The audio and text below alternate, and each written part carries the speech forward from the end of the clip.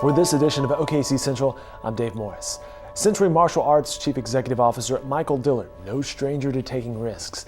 You see, he's a veteran martial arts fighter, a black belt, and a race car driver. And more recently, he took on the challenge of climbing Carstensz Pyramid, considered one of the world's 7 peaks. It's a designation given to the highest mountain peak on each continent. Dillard is no stranger to mountain climbing. He hiked up Kilimanjaro with his wife Libby in 2010. But in an interview with business writer Steve Lackmeyer, Dillard shared a story about his latest trek 2 weeks ago turned into a trip gone awry. It's a story about misplaced trust and an inexperienced mountain guide, and how the Dillards escaped captivity from mercenaries at a gold mine who authorities believed were about to demand ransom for his release. Give us a little bit of background as to you and your wife. You've been aspiring to climb the 7 summits. Give us that background. Well, one of the goals many climbers have is to climb the 7 summits.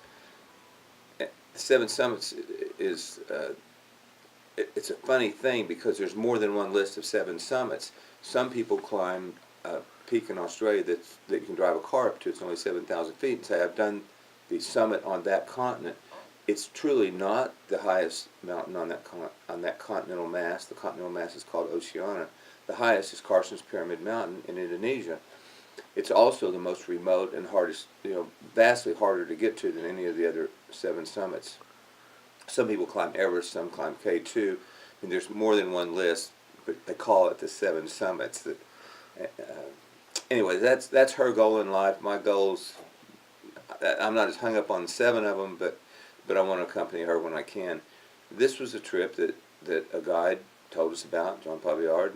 He had done it once. It turns out he didn't do it the route that we took, and that's fine.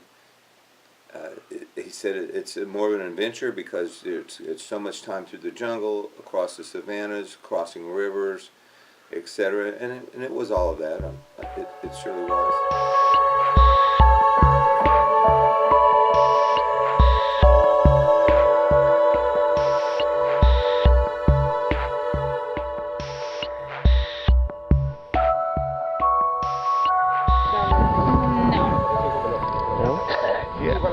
Yay! I am so ready. Yes. So ready. This 4 and 3, 7 hours 7 negotiation Seven hours in the custom shack. was painful. 20-minute white knuckle motorcycle ride. And I'm ready to start hiking. It was one of those deals where I thought maybe if a woman's going to go try to tackle this jungle, it would be appropriate for her husband to go along. And next thing I knew, I was signed up, and I'm off spending most of my winter at high altitude in Colorado training for it. What did you not know about this particular mountain? What didn't you know about the area going in? Well, I didn't know that the world's largest gold mine's there, and I didn't know about the civil unrest in the area. I didn't know, it's called a red zone in Indonesia. It's officially designated red zone, and that means to them that they're having a lot of civil strife. In that part, it's a separatist movement. This mine, which is 500 and some thousand acres and change, and has 250 kilometers of tunnels underneath it, it's so valuable. There's 7 tribes that claim the land under the mine, or the mine is on. Those 7 tribes, although they employ people from these 7 tribes, they don't make very much money. They had a strike with a couple of years ago, started with 8,000 workers. Of the 20-something thousand that actually worked there, it became violent.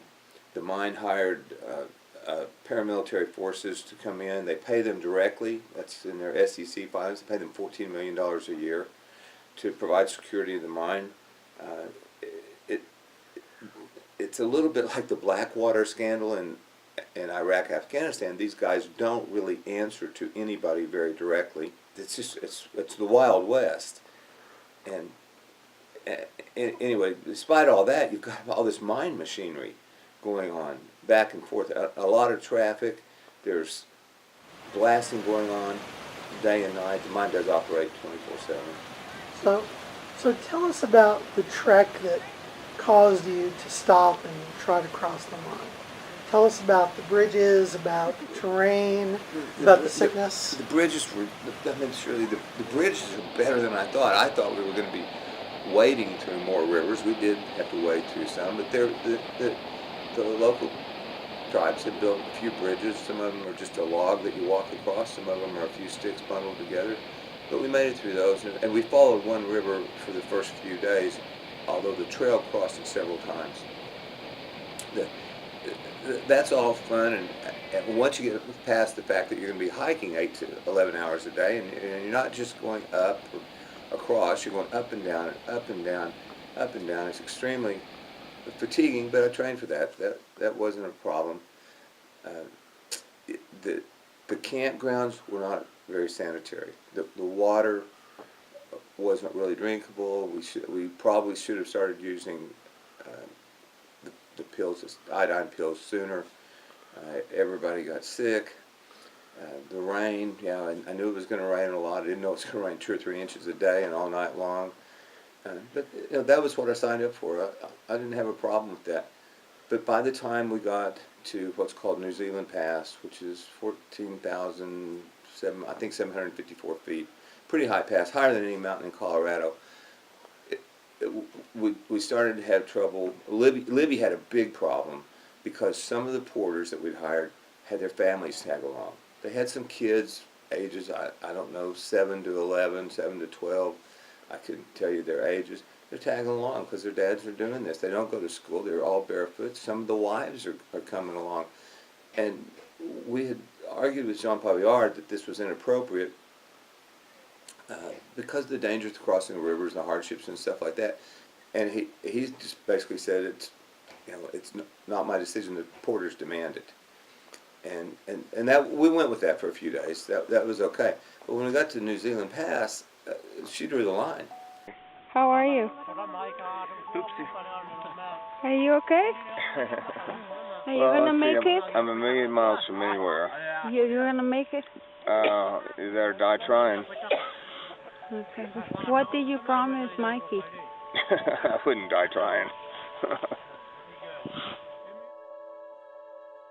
The stated goal of the mine is to put us back on the trail. The job of the mercenaries is to do it. What I later find out happens is the mercenaries take you to the edge of the trail. They try to extort whatever monies they can because you're now outside the mine's control. The mine is not in the business of ransoming people, don't get me wrong. The mercenaries are in the business of making money. They do that, and then they hopefully release you under better circumstances after you've paid money to whatever. This became apparent after my sister had talked to the American Embassy, to SOS International, and to 2 mine experts in the United States and 1 in Australia who were all familiar with the situation. I had found a guard who wanted to listen to music on my phone. First my iPod, then my phone. He let me charge my phone on his computer terminal. It had been dead for a week.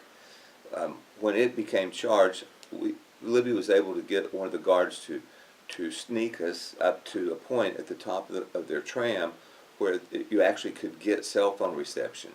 And I took us up there, said, you've only got a few minutes. I tried to call the guides because I had like 6 phone numbers to say, well, what the heck's going on? Where's our ride? Where's the guy supposed to contact us? We've been here for days. No, I couldn't get an answer on any of those Indonesian numbers, but a text came through from my sister. How are you? Well, being a little bit suspicious, I had told her, if you haven't heard from me in 72 hours, call the embassy. Because this whole deal was a little hokey, but based on the fact that Libby needed medical help, I said, okay, we don't have many choices here. I texted back, SOS, call SOS. SOS is a service because we hike so much, we subscribe to. Call the embassy, call Mark Stonecipher, call a few friends, whoever. And then it was time we had to go back. Okay. At that point, I'm hoping the message got through. It evidently did. Now it's nighttime over there. It's nighttime here. It's daytime over there. The reverse. The next day, I didn't get to go back and try to use the phone again, but somehow, through whatever happens in cyberspace, a text pops up on my phone, even though I don't have a signal that I can make a call. And it's from her, and she's warning me of what these people have all said. And it's the consistent story that you'll be held for a few days, and after a few days, you'll be, they'll get in contact with your family, and there will be some request for money, ransom, if you will. Libby, at that point, she had just not regained any strength. The food, we had all the rice we could eat. And there's no shortage of rice. It's just not very appetizing after a while. We're still sleeping in the same clothes that we had been in for almost 2 weeks. The sanitary conditions, there weren't much, but think of where you are. We had a roof overhead, and it wasn't raining on us. It was a step above the tent, believe me. And the guys treated us well enough. And they were well enough that they got Libby an appointment with a doctor. Anyway, the medical services of the mine are subcontracted by this international medical company. And it coincidentally is called SOS, also not related to the service that we subscribe to. We went, they took us at 6 a.m., and I think they took us because nobody would see us at 6 a.m., to meet a doctor at yet another clinic. I find out later there's 2 hospitals associated with the mine and 6 clinics. But the mine is a multi-level, multi-mile thing with a city down below at mile marker 64, I believe, and the mine at the upper mine is at mile marker 70 something. And anyway, the doctor there is a South African, nice guy. He said, look, I don't work for the mercenaries, I don't work for the mine, I'm here on a humanitarian mission. He says, you're sick, and she had, we'd schemed a little bit to at least plead that she might be pregnant. You're hoping the pregnant lady sometimes gets a little special attention, and she's also a nurse. He identified with that. He called his supervisor and he left a message that said, I've got a female here, dehydration, exhaustion, first trimester of pregnancy, and I need to get her down to a lower altitude. So he says, great, leaves that message with his superior, has an ambulance arranged. The ambulance literally sneaks us over to the tram, parks right by the tram door. We get in, go down this tram. It's over a mile long. It's the second longest tram in the world. And another ambulance picks us up at the other end. He takes us to the hospital, which is down below, puts her in an emergency room, closes the curtain, says, wait here. He runs some tests just to cover his bases, and we're there for a few hours while he arranges transportation the 64 miles down to the city of Timika. And that road itself is one of the more dangerous in the world because of this ongoing battle with the tribes and ongoing battle with the striking forces.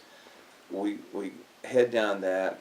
There's a convoy of people moving trucks. It's not really buses. It's like a bus, but it's pulled by an all-wheel drive truck. There may be a dozen of them, maybe 1,000 people in the convoy. It's a daily event. He sneaks us on the last bus, about the last people to get on. The bus is all staged at the edge of Tamakapura, which is Copper City, the mining town.